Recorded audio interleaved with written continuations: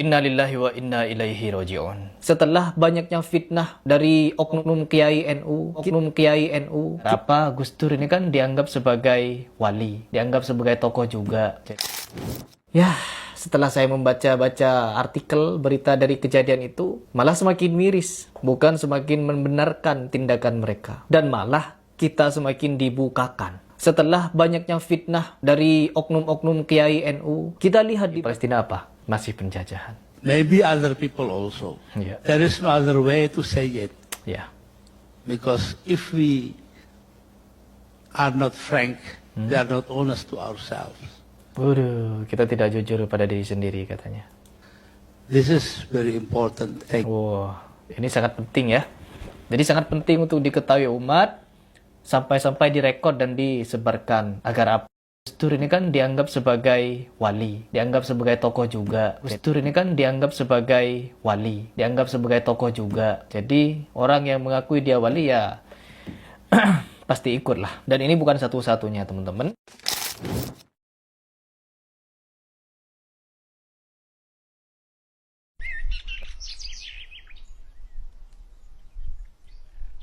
Nah, sahabat sekalian, sebenarnya di sini bukan berarti saya ingin mengadu domba umat Islam, tetapi justru sebaliknya.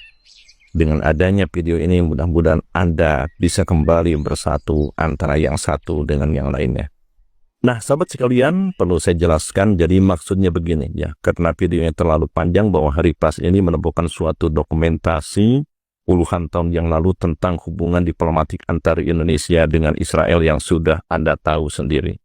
Ya, kritisi sahabat sekalian, karena memang ada hubungan diplomatik antara Muslim dengan Yahudi. Nah, secara logikanya begini, bahwa Rasulullah SAW ketika beliau berada di Madinah tentu saja bergaulnya itu dengan Yahudi juga dengan Nasrani. Dan ternyata Rasulullah tidak menghindar pergaulan dengan mereka, malah ingin berdamai dan duduk bersama. Nah, sahabat sekalian, jelas bahwa Rasulullah SAW pada saat itu tidak mengangkat senjata untuk memenggal leher-leher Yahudi dan Nasrani tersebut. Tetapi Rasulullah mengajak untuk berdamai, duduk bersama, berdialog, dan mengadakan suatu perjanjian. Sehingga orang Islam bisa aman, orang Yahudi bisa aman, orang Nasrani bisa aman. Dan dengan adanya perjanjian dan perdamaian dari Rasulullah SAW, orang Yahudi dan Nasrani yang berada di Madinah itu banyak yang masuk Islam. Jadi Yahudi dan Nasrani di zaman Rasulullah bukan dijauhi atau dimusuhi, tapi sama beliau didekati. Inilah pentingnya kita bermusyawarah dengan akhlak yang baik. Sehingga di antara mereka ada seorang Yahudi yang menjadi sahabat Rasulullah SAW, bahkan putra dari sahabat tersebut menjadi seorang ahli sufi yang bernama Hasan Basri. Pada saat gencar-gencarnya berita seperti ini, waktu dulu saya pernah silaturahmi kepada seorang cendekiawan Muslim, yang mana beliau itu adalah merupakan teman dari Gus Dur sendiri, yaitu Kiai Haji Dr. Fuad Hasim yang berada di Pondok Pesantren Buntat, Cirebon, pada tahun 1997. Gus, kenapa kok Gus Dur itu mengadakan hubungan diplomatik dengan orang Yahudi? Bukankah Yahudi itu adalah sebagai musuh dan sampai kapanpun ia tetap akan memusuhi? Maka dengan tersenyum, Fuad Hasim menjawab, sebenarnya Indonesia ini sudah jauh tertinggal. Seharusnya kita mengadakan hubungan diplomatik dengan Yahudi sejak zaman dulu. Karena ini telah dicontohkan oleh Rasulullah SAW bahwa mereka Yahudi dan Nasrani itu takluk oleh Rasulullah dengan adanya hubungan diplomatik. Tapi Gus, sampai kapanpun Yahudi dan Nasrani ini tidak akan takluk kepada umat Islam selagi kita tidak takluk kepada mereka.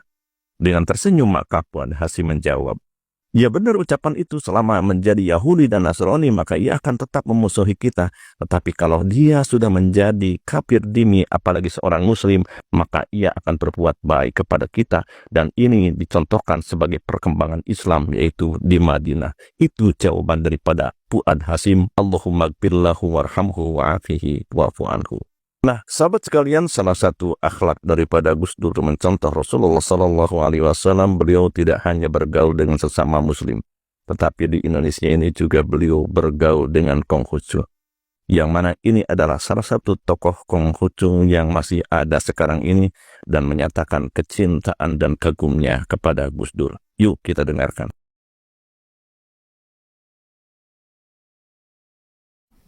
ada pengalaman yang agak mistis yang sampai sekarang mungkin Gus Nuril yang bisa menjelaskan. Saya menjemput Gus Dur di Ciganjur. Dari Ciganjur naik mobil, saya nyetir, Gus Dur di samping ke hotel Danau Sunter. Danau Sunter. Saya nggak tahu jalan, belum ada Google waktu itu. Gus Dur kan matanya udah nggak bisa melihat, dia bisa ngomong dari saya kiri kanan sampai nyampe. Itu sungguh saya bersaksi bahwa itu benar karena saya yang nyetir sendiri dan itu sampai. Saya pikir ini diapalin atau gimana gitu loh.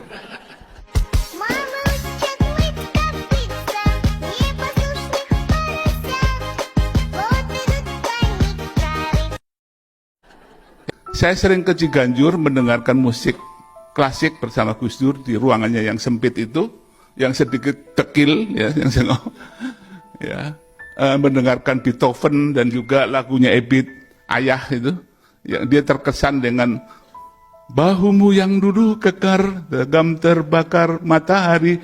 Saya pikir ayahnya ternyata kakeknya, karena ayah Gus Dur meninggal lebih awal ya. Nah, beliau bilang, Mas Budi, di Indonesia ini hanya saya dan Pak Harto.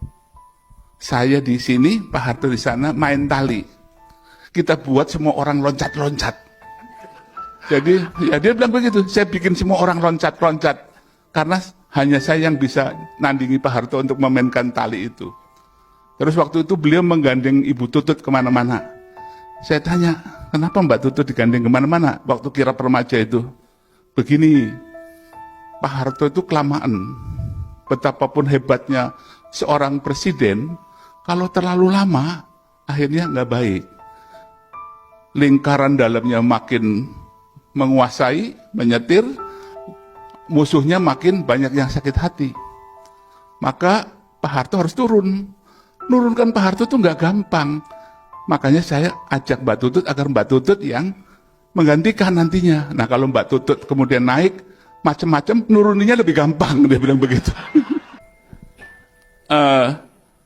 Sebenarnya kalau kita maknai pembicaraan dari tokoh Konghucu ini sangat menarik sekali, sahabat sekalian.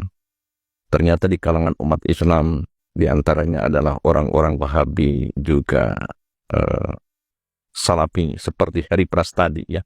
Orang-orang seperti itu tidak mempercayai terhadap keajaiban-keajaiban atau karomah-karomah daripada wali termasuk Gus Dur. Tetapi ini sudah dijelaskan ya, bahwa Gus Dur walaupun tidak melihat, ia bisa memberikan petunjuk jalan untuk bepergian. Yuk kita lanjutkan kesaksian dari seorang tokoh Hindu sebagai pengagum Gus Dur ini.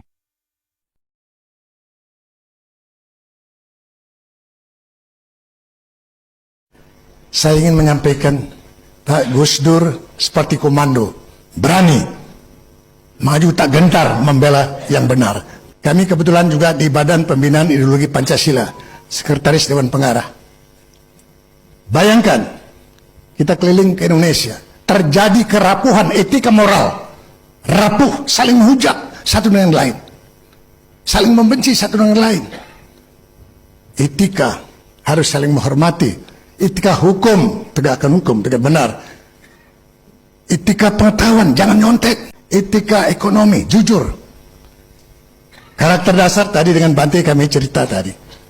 Karakter dasar utama jujur dan disiplin. Luar biasa. Gus Dur telah mencontohkan ini. Yuk kita lanjutkan seorang Gus Durian dari seorang wartawan majalah Tempo berikut ini.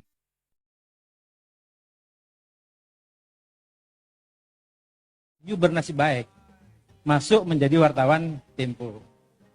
Jadi kami berdua ini sama-sama spesialis apa? Sumber-sumber Nahdlatul Ulama itu siapa saja kami wawancara.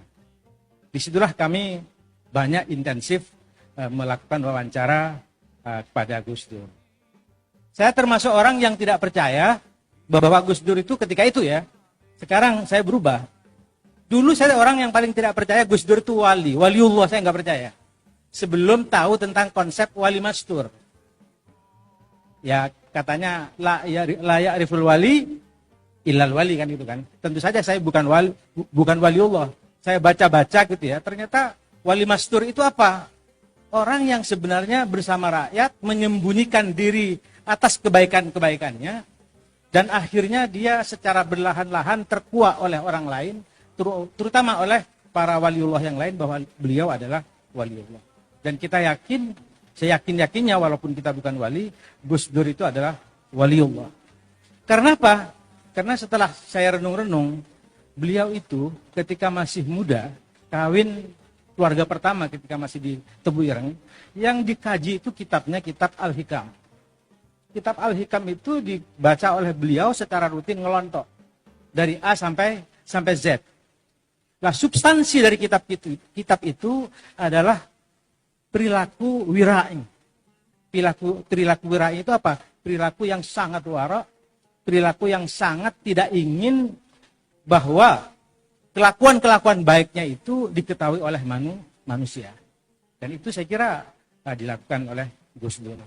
Ketika beliau wafat, orang yang paling banyak berbicara dan bingung untuk bertanya itu adalah abahnya Gus Yasin tadi sebagai wakil gubernur tadi. Abahnya bertanya, terheran-heran, kenapa Gus Dur bisa sedemikian rupa dihormati oleh banyak orang, bahkan sampai malam ini.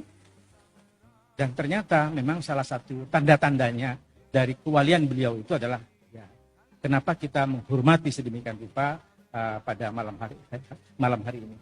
Oleh karena itu saya ingin mengajak sebelum melanjutkan acara ini, tentu saja Al-Fatihah buat Gus Dur, lalu yang kedua itu Al-Fatihah buat Adinda Gus Dur yang dalam gagasan berbeda ya, terutama dalam konsep agama dan negara gitu. Lalu yang ketiga itu adalah Bapak Kiai Haji Ahmad Bagja yang meninggal kemarin. Itu adalah sekjen beliau. Luar biasa, sahabat sekalian, setelahnya kita menyaksikan pendapat dari berbagai tokoh yang pernah bertemu langsung dengan Gus Dur, ternyata seperti itu. Walaupun lintas agama ya. Oleh karena itu silakan Anda berkomentar apakah Anda akan mengikuti Ustadz Heri Pras atau tokoh-tokoh yang tadi berbicara tentang kekagumannya terhadap Gus Dur. Sebelum Anda beranjak dari video ini, bila Anda suka dengan video kami, tolong tekan tombol subscribe, like, dan share terhadap teman-teman Anda. Terima kasih. Billahi taufiq wal hidayah. Wassalamualaikum warahmatullahi wabarakatuh.